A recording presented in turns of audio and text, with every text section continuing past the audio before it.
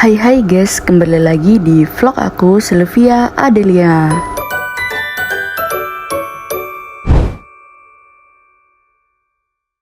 Kali ini aku mau jalan-jalan ke kota Solo.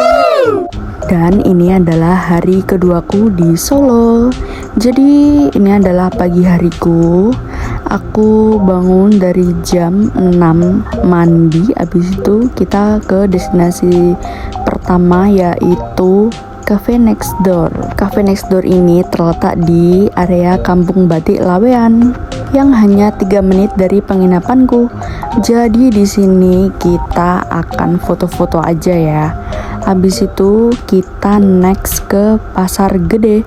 Jadi wisatawan wajib datang ke Pasar Gede karena banyak kuliner, dan ini salah satunya es dawet terasi Bu Sipon. Ini baru aku nyobain dan rasanya ternyata enak banget. Harganya 10 ribuan. Selain itu kita akan menyusuri area Pasar Gedenya. Jadi kayaknya mau beli sarapan yang berat deh. Tapi aku salfok banget karena banyak sekali yang jualan makanan lokalnya Solo seperti semar mendem, ayam panggang, dan masih banyak lagi. Nah, setelah keliling akhirnya aku nemu soto yang harganya cuma 10 ribu. Jadi karena makanan di Solo itu beda banget sama Jatim, sotonya di sini tuh bening ya. Kalau di Jatim soto itu kuahnya kuning dan santan. Kalau di sini bening tapi tetap enak juga kok. Lanjut kita menyusuri bangunan Pasar Gede yang sebelahnya. Di sini juga area makanan juga guys. Dan tadi aku salvok ada antrean dimsum yang mengular ya antrinya. Kalian wajib banget ke daerah Pasar Gede ya, karena di sini banyak banget kuliner lokal Solo dan oleh-olehnya.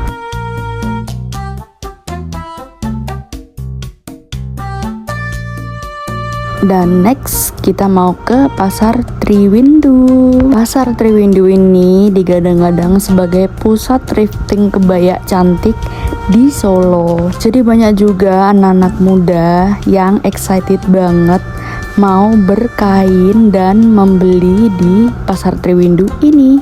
Selain kebaya, ada juga yang menjual barang-barang antik yang bisa dibeli di toko-toko ini. Ada juga spot foto yang menarik, jadi kalian nggak perlu pusing-pusing cari angle foto karena di Pasar Triwindu ini juga estetik di setiap sudutnya. Ini berasa kembali ke zaman dahulu nggak sih? Oke, selanjutnya kita akan ke Pura Mangkunegaran. Kalian tahu nggak sih Pura Mangkunegaran itu apa? Ya, Pura Mangkunegaran itu adalah kediamannya Kanjeng Gusti Bre. Siapa sih yang nggak tahu Gusti Bre ini yang viral banget karena menjadi Kanjeng Gusti termuda yang menjabat sebagai Adipati Pura Mangkunegaran. By the way, di sini tiket masuknya harganya 30 ribu dan ini belum include guide ya. Jadi nanti kalian wajib bayar guide-nya sendiri ya. Dan nanti kita akan dapat satu guide dengan satu rombongan. Ini sih arsitekturnya sangat bagus banget karena perpaduan Eropa dan Jawa. Kalian bisa lihat ini sangat detail banget interiornya. Dan setiap arsitektur ataupun interior juga punya makna tersendiri loh, dan sangat filosofis banget.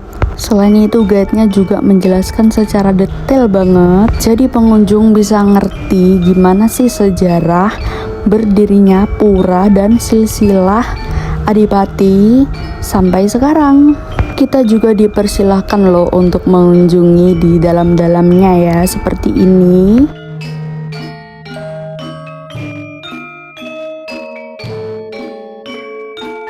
Dan ini pemandangan yang bisa aku lihat secara langsung karena aku biasanya lihat di TikToknya Kak Rania Maheswari.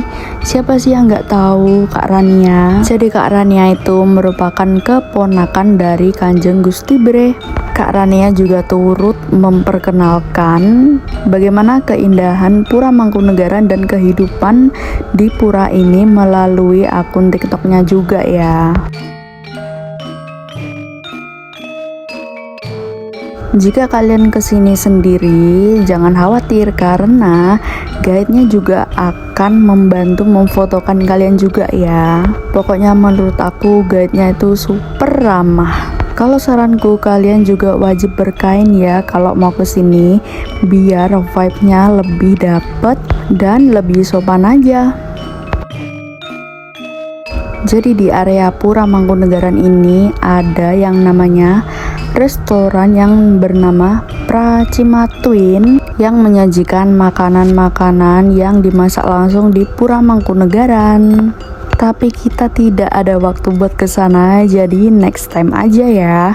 Dan kita lanjut ke spot selanjutnya, yaitu cari makan siang di Selat Solo Tenda Biru. Di sini kita nyobain sop gelatin asli Solo dan khasnya ya.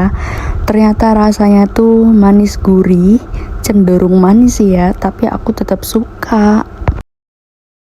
Jadi ini aku herannya itu ada kereta api yang berpapasan langsung dengan kendaraan di jalan raya. Ini sih yang membuat Solo itu benar-benar beda dan unik banget ya. Dan kita mau ke Keraton Solo. Jadi keraton dan pura tadi beda ya guys, beda kepemimpinannya juga. Di sini kita juga akan tur mengelilingi Keraton Solo. Asli sih guys, aku benar-benar takjub sama arsitekturnya ini, sangat detail dan artistik banget sih. Karena kita first time, kita akan jalan kaki dan parkir di depan tempat bangunan tadi ya.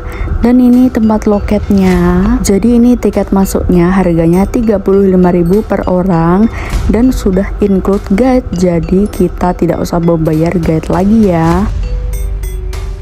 Setelah itu kita akan bertemu dengan satu rombongan dan satu guide. Jadi ini satu rombongan ada 10 orang lah ya. Jadi balik lagi, jika kalian kesini sendirian maka gak usah khawatir, ini banyak juga rombongan yang sendiri juga loh. Dan di area yang pertama ini kita wajib menggunakan kain panjang. Jadi kain panjangnya itu udah disediain di area keratonnya ya. Nanti ada petugas yang membantu untuk memilihkan. Dan jika kalian di sini pakai celana pendek ataupun celana yang ketat, harus mengenakan kain panjangnya tadi ya guys. Jadi aman lah ya. Jadi di Keraton Solo ini menurutku sangat terbatas ya guys antara pengunjung dengan area-area privasi keraton. Beda sama di Pura Mangkunegaran tadi, di Keraton Solo ini kita harus lebih berhati-hati ya guys, karena ada sesajen yang di bawah pohon ini juga ada ya. Jadi harus hati-hati. Dan ini ada tali tambang untuk pembatas antar pengunjung dengan privasi keraton ya. Dan juga lebih hati-hati pada perkataan ya guys, dijaga juga sikap dan perkataannya. Jadi dimanapun tempatnya kita harus sopan lah ya, dan tidak melontarkan kata-kata kasar gitu ya. Lalu kita diajak ke museum keratonnya. Di sini guide-nya menjelaskan tentang silsilah raja-raja zaman dahulu sampai sekarang. Terjadi banyak emas, waktu dapat peluang berpaku dari paku yang dikasih emas, kereta-kereta emas itu juga ada sampai udah kita lihat itu bajunya yang berbeda. Jadi bisa dilihat ya guys, guide-nya itu sangat detail banget memberi penjelasan pada pengunjung. Jadi kita benar-benar ngerti gitu kalau mau belajar sejarah Keraton Solo ini.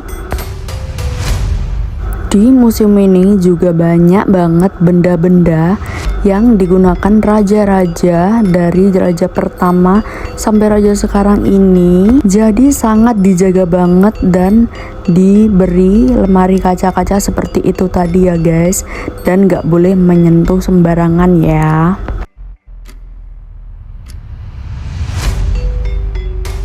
Jadi tur museum ini sangat panjang ya guys.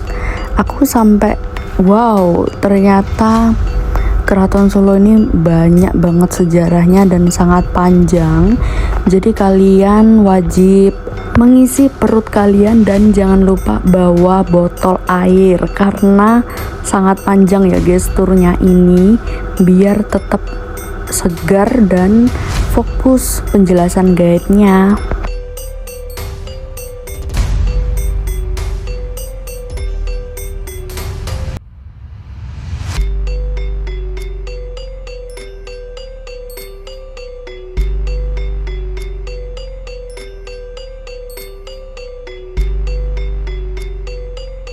Jadi buat kalian yang suka sejarah, wajib banget datang ke Keraton Solo ini jika kalian ke Solo ya. Dan ternyata di sini juga ada mata air yang dikeramatkan atau disakralkan ya. Kita bisa membeli air dari keraton ini yang dipercaya dapat memperlancar rezeki dan aura ya, jadi auranya makin bagus. Dan kemarin aku beli 1 botol aja untuk mandi ya guys, dan juga untuk minum sama mbakku. Dan buat kalian kalau lapar atau pengen minum, kalian bisa beli di daerah belakang situ ya guys, jadi ada yang jualan.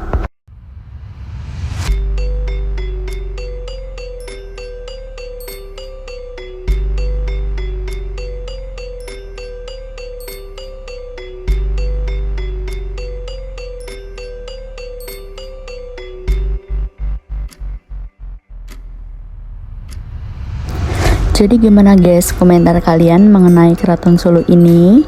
Jadi sejarahnya itu sangat panjang dan aku sangat takjub juga sih. Dan salut banget keraton ini masih berdiri dan berjaya sampai masa sekarang loh.